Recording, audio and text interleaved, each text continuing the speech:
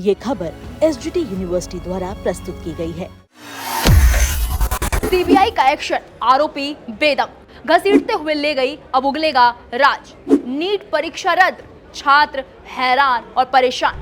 नमस्कार, मैं हूं आपके साथ दीपिका पांडे और आप देख रहे हैं दैनिक जागरण न्यूज। क्या देश के भविष्य को चंद रुपयों के लिए बेचा जा सकता है? क्या लाखों आंखों के सपनों पर कालिख पोतने वालों को माफी मिलनी चाहिए? बिल्कुल नहीं। नीट परीक्षा की गंदगी को साफ करने के लिए अब सुपर कॉप सीबीआई मैदान में उतर चुकी है। जयपुर की सड़कों पर आज जो तस्वीर सामने आई है वो उन लोगों के लिए एक कड़ा संदेश है जो ये समझते हैं कि वो सिस्टम से बड़े हैं। आरोपियों को घसीटते हुए ले जाती सीबीआई की ये तस्वीरें बता रही हैं कि अब इंसाफ का पहिया घूम चुका है। और इस वक्त की सबसे बड़ी खबर ये है कि एनटीए ने सरेंडर कर दिया है। नीट यूजी 2026 की परीक्षा को रद्द कर दिया गया। 25 लाख छात्रों की बेचैनी के बीच ये फैसला लेना पड़ा क्योंकि धांधली की जड़ें बहुत ही गहरी थी। आखिर क्यों रद्द हुई परीक्षा? क्या है ये नया हाइब्रिड मॉडल और नासिक का वो सीक्रेट रूम जहां पेपर तैयार हुआ? देखिए हमारी इस खास रिपोर्ट में।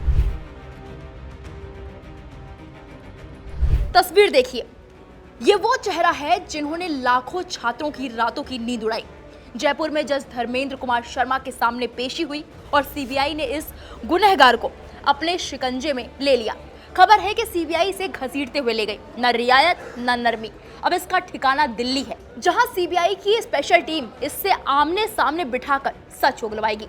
इधर एनटीए के डीजी अभिषेक सिंह ने साफ कर दिया है कि कोई बचेगा नहीं, चाहे वो दफ्तर के अंदर का हो या बाहर का। इसी सख्ती का नतीजा है कि नीट यूजी 2026 को पूरी तरह रद्द कर दिया गया है। एनटीए ने मान लिया है कि इस दूषित माहौल में परीक्षा कराना नामुमकिन था।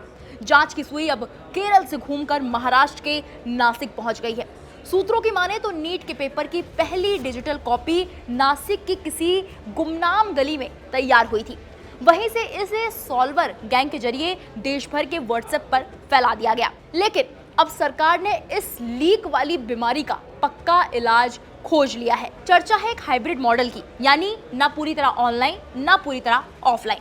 अब पेपर ट्रकों में भरकर नहीं आएंगे, बल्कि एग्जाम से चंद मिनट पहले डिजिटल तरीके से सेंटर पर भेजे जाएंगे और वहीं पर प्रिंट होंगे। इसे कहते हैं computer assisted secure test. Radhakrishnan समिति की इन सिफारिशों पर मुहर लगाना बाकी है, लेकिन संदेश साफ है।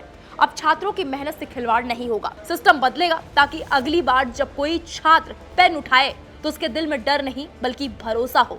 तो साफ है कि सरकार अब डैमेज कंट्रोल मोड में है। हाइब्रिड मॉडल सुनने में अच्छा है, लेकिन क्या ये छोटे शहरों के उन सेंटर्स पर काम कर पाएगा जहां बिजली और इंटरनेट का भरोसा नहीं है?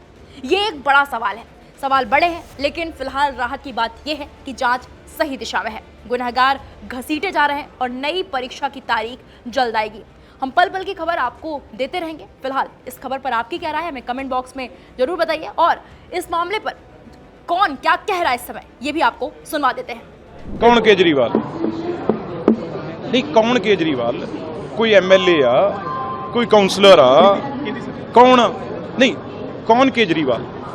कोई केजरीवाल कोई एमएलए है, केजरीवाल कोई काउंसलर है, कहीं का सरपंच पंच है, क्या है केजरीवाल? बताओ तो सही। इसलिए केजरीवाल के कहने से क्या होता है भाई?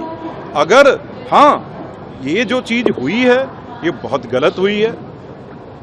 आज तो ये हो गया भी, अगर मेरी ख्याल से विश्वास उठता जा रहा है, किसी के हाथ में अगर मैनुअल इंसान के हाथ में कोई चीज है तो ऐसी गड़बड़ पता नहीं क्यों आ जाती है। क्यों ऐसे लोग ये भूखे हैं इन चीजों के, जो अपने देश के लोगों को, अपने बच्चों को ही जो बर्बाद करने पे लोग हैं, लेकिन वो पकड़े गए।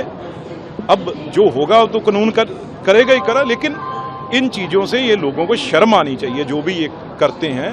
तो इसका जवाब जरूर एचआरडी मिनिस्ट्री देगी। मैं तो समझती हूँ कि ये बदकिस्मती है, क्योंकि बच्चे इतनी मेहनत करते हैं, इतनी अपनी जान मारते हैं ताकि वो लोग ये एग्ज़ाम जो है उनको क्वालिफाई कर सके। और जब बदकिस्मती से ये खबर आती है कि पेपर लीक हुए हैं, तो आप खुद सोचें कि उन बच्चों के ऊपर क्या गुजरता होगा जब उनको इतनी मेहनत करने के बाद, एग्ज़ाम देने के बाद और ये खुशी मनाने के बाद कि हमारा पेपर जो है काबिलियत के मुताबिक बहुत बेहतर हुआ है, और अब हम ये एग्ज़ाम क्वालिफाई करने वाले हैं। लेकिन जब उनको ये खबर मिलती है और वो माँ बाप जो उनके साथ रात रात भर जागते रहते हैं, उनकी पढ़ाई में उनकी मदद करते हैं, उनको डिप्रेशन से निकालते हैं, कोशिश करते हैं कि वो ये एग्ज़ाम क्वालिफाई करें, और जो उनकी बरसों की मेहनत होती है, कुछ लोगों ने तो बेचारों ने 2-2 बार जो है अटेम्प्ट किया हुआ होता है कि हम ये क्लियर करेंगे, इस बार पिछले बार नहीं किया, इस बार करेंगे, लेकिन जब ये खबर आती है कि पेपर लीक हो गया है तो ये मेरे ख्याल से सबसे बड़ी बदकिस्मती की बात है। और इसकी इन्वेस्टिगेशन जो है वो सही तरीके में ट्रांसपेरेंट मैनर में होना चाहिए। फिर जो भी इसमें मुलवस होगा उसके खिलाफ सख्त से सख्त कार्रवाई होनी चाहिए, उसको सख्त से सख्त सज़ा मिलनी चाहिए कि आप उन बच्चों की ज़िंदगी के साथ खेल रहे हो जो इतनी काबिलियत में, इतने मुश्किल हालात में मेहनत करके ये एग्ज़ाम क्वालिफाई करते हैं या ये एग्ज़ाम के लिए तैयार करते हैं। आप पैसा लेके उनकी काबिलियत को ख़रीदते हो, उनकी लाइफ को तबाह करते हो, उनको डिप्रेशन में डाल देते हो।